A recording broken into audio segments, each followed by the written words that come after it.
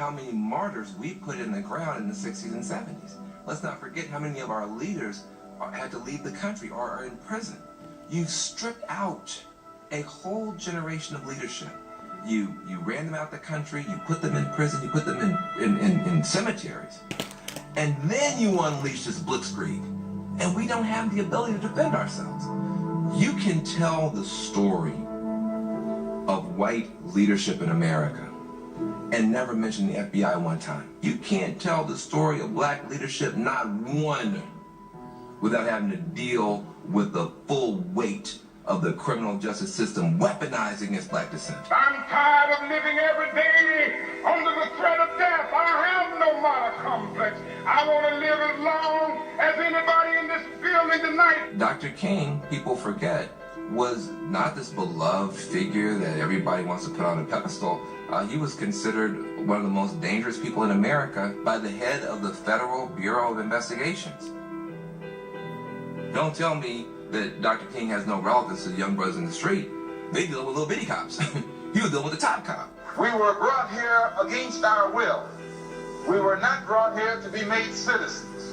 We were not brought here to enjoy the constitutional gifts that they speak so beautifully about. Malcolm's whole entourage was infiltrated with police. He may have had as many police in his entourage as he had regular folk in his entourage, undercover, so afraid of black dissent. FBI Director J. Edgar Hoover today asserted that the Black Panthers represent the greatest internal threat to the nation. J. Edgar Hoover said, these Panthers represent the greatest threat to American democracy at the time. The Panthers never were that big. I mean, no one in their right mind could ever believe that the Black Panthers were going to bring down the greatest military force in the history of the world. The whole movement was criminalized and destroyed systematically by the government. I think people haven't thought about what it means to lose a Fred Hampton, who somehow was able to pull together blacks and whites and Puerto Ricans and Native Americans to fight for justice at 21. We're going to ban justices, not to have locked up, not to everybody locked up. That you can jail revolutionaries, but you can't jail a revolution. He had to go. The head of the Black Panthers in Illinois was killed today by police in Chicago.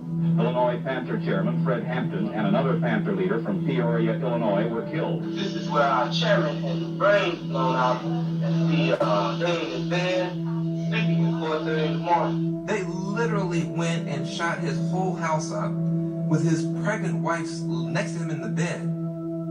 So afraid of a leader that could unite people. We know the history of folks who've done this kind of standing up to these systems, and we know how the system has murdered them, assassinated them, exiled them, excluded them, or found ways to discredit them. Assad Shakur was one of the great leaders of the Black Liberation Army.